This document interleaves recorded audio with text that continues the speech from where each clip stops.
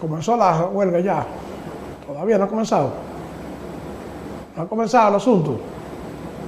Tan lento, pero muy lento. Deberían arrancar ya. Pero ven acá. ¿Y usted cree que es fácil lo que ha anunciado el gobierno que viene para este país? No, no. Aquí la gente no está haciendo nada. La gente está dejando que el gobierno haga lo que le da la gana y todo el mundo tranquilo. Y apoyando esa vagabundería. Pero usted sabe lo grande que es esto. Es duro, muy duro lo que ha anunciado el gobierno que viene. Por suerte, salió el PLD ya.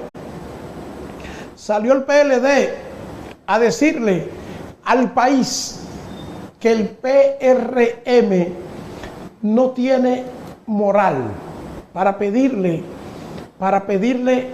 a este país que se sacrifique por una reforma.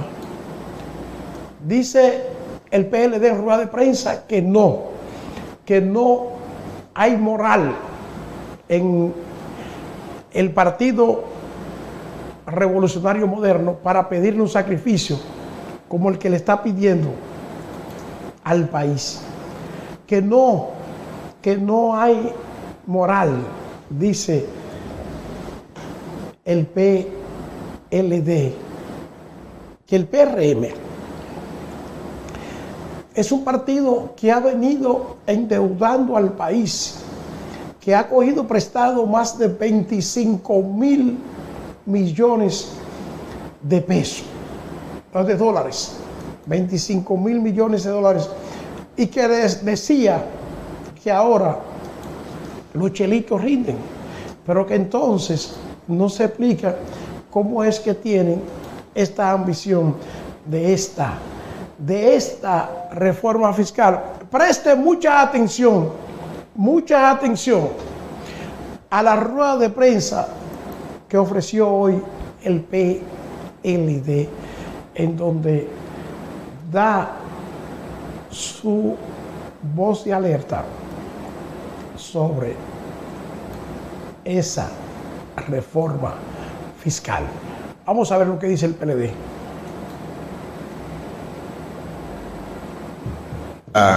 Reforma fiscal.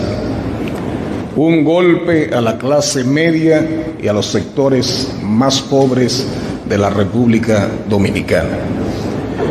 La reforma fiscal que ha sido adelantada por el gobierno constituye un golpe demoledor contra el bienestar de la población dominicana y en particular contra la clase media, razón por la...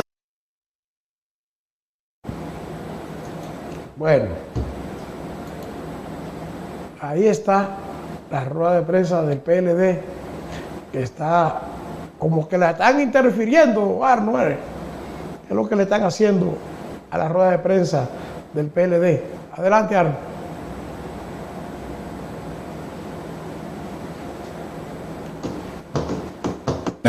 No puede permanecer indiferente.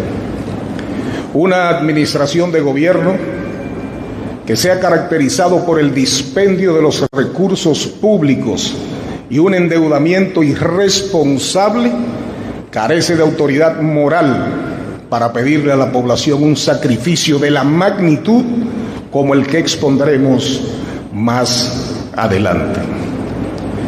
Este gobierno ha aumentado la nómina pública en 122.000 millones, que representa un aumento de un 56%.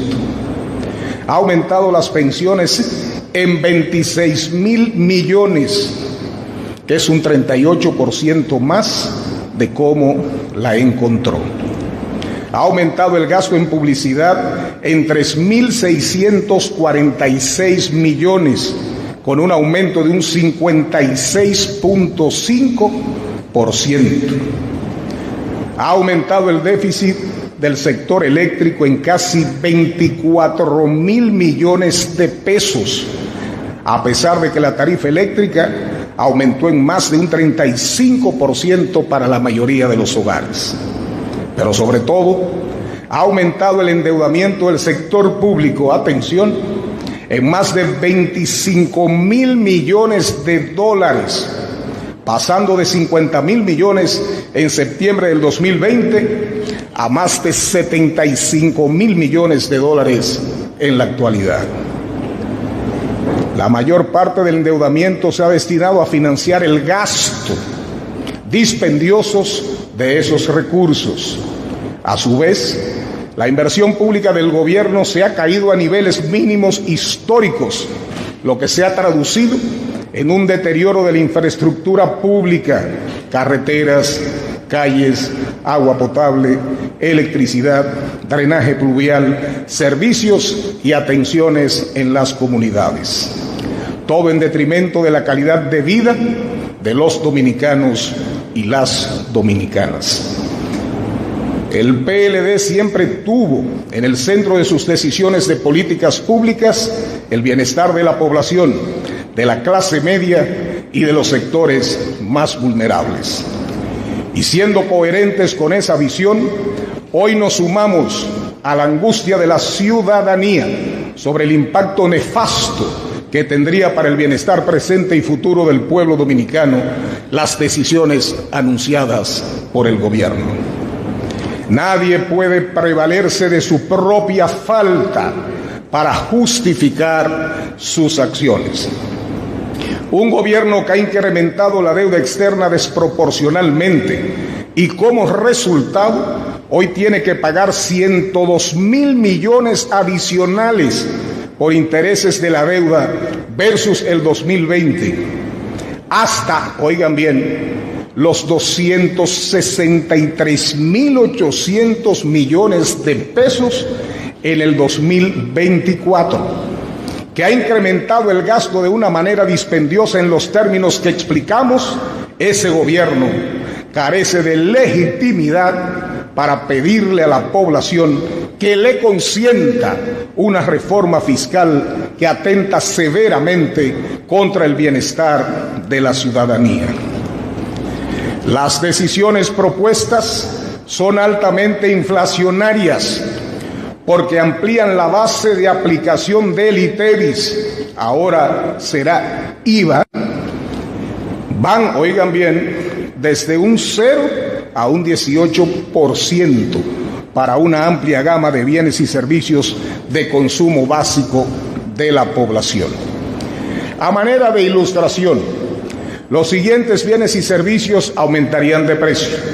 La carne de res, precio original 129 pesos, ITEVIS 18, vendría costando 152.22 para un incremento absoluto de un 23.22%. El tomate Bugalú, hoy a 44, más el ITEVIS 18 o el IVA 51.92 para un incremento de 7.92. La cebolla roja, la papa criolla, las sopitas de condimentar, el salami, los espaguetis, la batata, la yautía, el ñame, las sardinas, la harina del negrito, las habichuelas rojas, todas sufrirían aumentos significativos. De aprobarse la reforma en los términos propuestos por el gobierno, la República Dominicana sería uno de los pocos países de la región que aplicaría la tasa máxima del ITEVIS a un conjunto de bienes y servicios de amplio consumo de la canasta básica que consume la población más vulnerable y la clase media. El impacto inflacionario de la aplicación de la reforma erosionaría el poder de compra de dominicanos y dominicanas en un contexto en que los salarios del sector público y el sector privado permanecen bajos. No basta con ajustar el salario mínimo. Nos preguntamos, ¿y qué de la clase media? ¿La clase media no tiene dolientes? El gobierno, como parte de las medidas anunciadas, se plantea la modificación de una serie de leyes de incentivos. El PLD es de opinión que hay que racionalizar la aplicación de los incentivos fiscales para que puedan contribuir de manera más efectiva al desarrollo productivo y el bienestar de la población. Sin embargo, En ningún caso podemos compartir una propuesta que no aporta los estudios de costo-beneficio social de las medidas que propone adoptar, a pesar de la trascendencia de estas para el crecimiento y el dinamismo económico y el empleo, en una economía donde la precarización de este último se ha acentuado de manera significativa en los últimos años. La propuesta de gobierno es desbalanceada porque pretende poner a pagar los platos rotos de su gestión fundamentalmente a la clase media y a los sectores más vulnerables.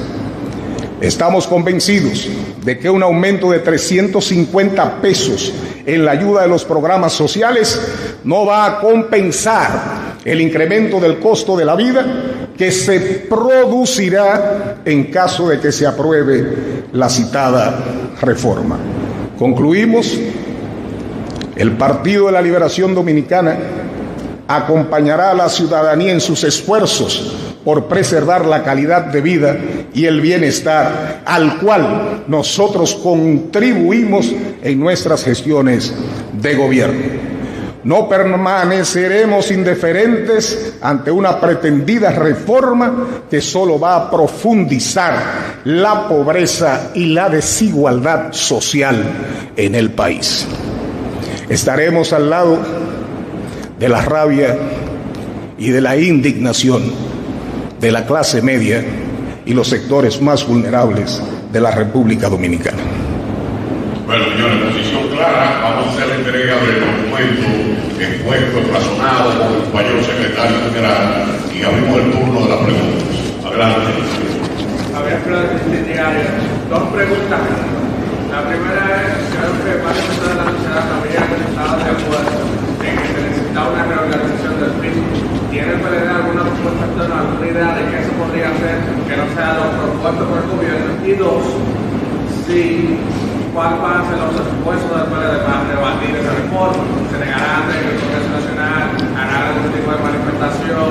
¿Harán algún tipo de marcha? ¿Qué? Nosotros vamos a acompañar, y así cerramos, la indignación, las preocupaciones de la ciudadanía. El gobierno habla de un pacto ideal y nosotros quisiéramos saber con quién fue el pacto, dónde se discutió, a dónde lo llevaron. Entonces, el famoso pacto ideal tiene otro nombre para nosotros. Es un pacto fatal, un pacto mortal.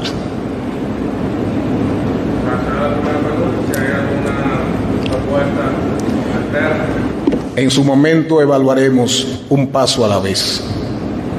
Aquí está la posición del PLD respecto a lo anunciado.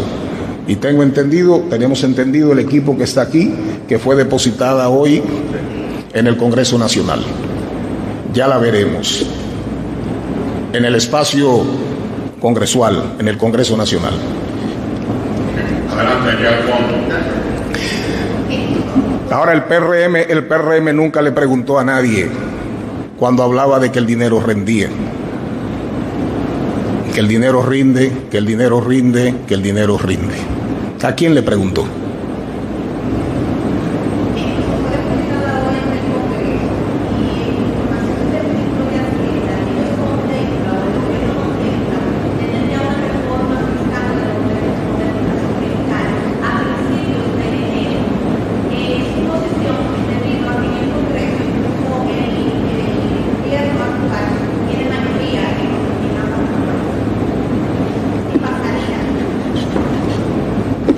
Esperemos.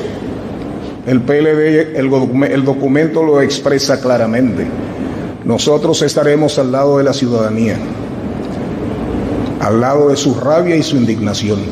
Hay mucha indignación, mucha indignación. Y aquí están nuestros técnicos que están en alerta 24/7. Julio Caraballo de la Policía SN, precisamente a propósito que habla de los técnicos, tenemos a don Luis Reyes, que fue de presupuesto, y a don Guaracuya, que fue de impuestos internos. El gobierno dice que quiere captar 122.000 millones de pesos. ¿Podrá el gobierno con esta... ¿Cuántos? 122.000, estaba 22.000, ¿verdad? Exacto, más o menos por ahí la recaudación con esa reforma. Ahora, mi pregunta es, ¿con esto pudiera recaudar o qué pudiera pasar? Bueno, los técnicos que conocen más que yo, con esta reforma que viene, ¿van a captar o va a suceder todo lo contrario? Pregúntenle a Guarocuya, Zoraima y a... Muchas gracias, secretario general.